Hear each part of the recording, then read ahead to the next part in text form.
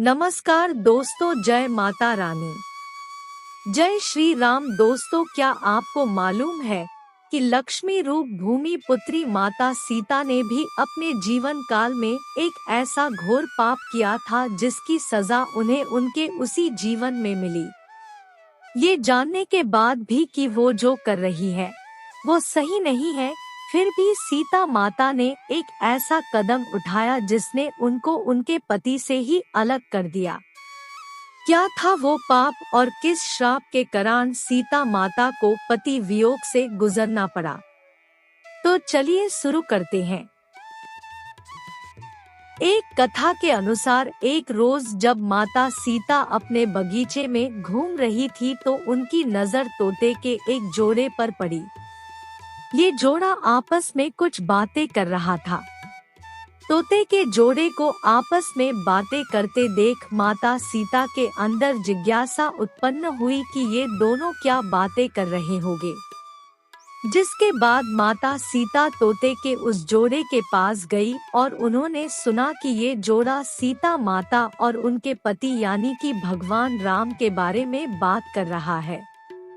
जब माता सीता ने तोतों के मुख से अपने भविष्य के बारे में इतनी सारी बातें सुनी तो उन्होंने पूछा कि तुम्हें मेरे भविष्य के बारे में इतना सब कुछ कैसे ज्ञात है? तो इसके जवाब में उन्होंने बताया वो वाल्मीकि आश्रम के एक पेड़ में रहते थे जहां हर वक्त माता सीता और भगवान राम के बारे में ही बातें होती रहती थी। तोते के इस जोड़े ने ये तक बताया कि आगे चलकर भगवान राम मिथिला आकर आपके स्वयंवर में शामिल होंगे और भगवान शिव के धनुष को तोड़कर आपसे विवाह करेंगे। अब अपने भविष्य के बारे में इतना सब कुछ जानने के बाद माता सीता के मन में अपने भविष्य के बारे में और भी जानने की जिज्ञासा हुई, जिसके बाद माता सीता ने तोते के उस जोड़े को बंदी बनाकर पिंजरे में डलवा दिया। और काफी कुछ जानने के बाद अब माता सीता को मादा तोते से एक लगाव हो गया था, जिसके बाद माता सीता ने नर तोते को तो पिंजरे से बाहर कर दिया, लेकिन मादा तोते को अपने पास पिंजरे में रखने का ही निर्णय लिया।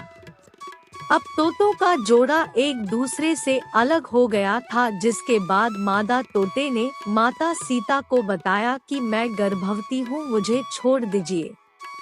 लेकिन आप सभी को ये सुनकर हैरानी होगी कि माता सीता ने उसे छोड़ने से इनकार कर दिया।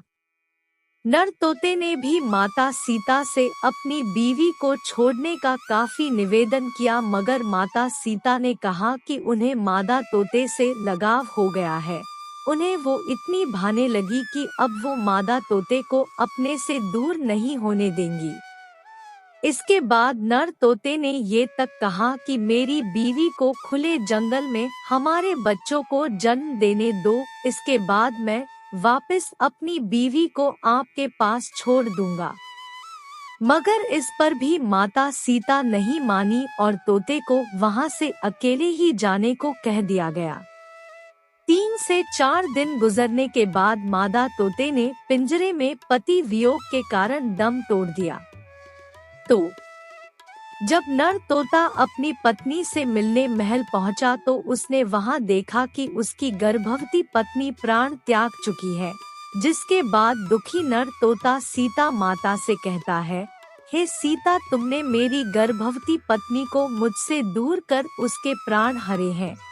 मैं तुम्हें भी ये श्राप देता हूँ कि तुम भी अपनी गर्भावस्था में ही अपने पति से अलग हो जाओगी और तुम्हारे अलग होने का कारण मैं ही बनूंगा। ये कहकर नर तोता वहाँ से उड़ जाता है। जिसके बाद वो सीधे अयोध्या जाता है और धोबी के रूप में जन्म लेता है। ये वही धोबी होता है जिसने माता सीता के रावण के चुंगल से छूटने के बाद माता सीता के चरित्र पर सवाल खड़े किए थे और इसी का कारण भगवान राम माता सीता को उनकी गर्भावस्था में त्याग देते हैं। तो माता सीता को उनके इसी जन्म में उनके द्वारा किए गए इस महापाप का दंड इस तरह मिलता है। ऐसे ही कहानियाँ सुनने के लिए धन्यवाद। यहाँ तक वीडियो देखने के लिए धन्यवाद। जय माता रानी कमेंट में लिखे।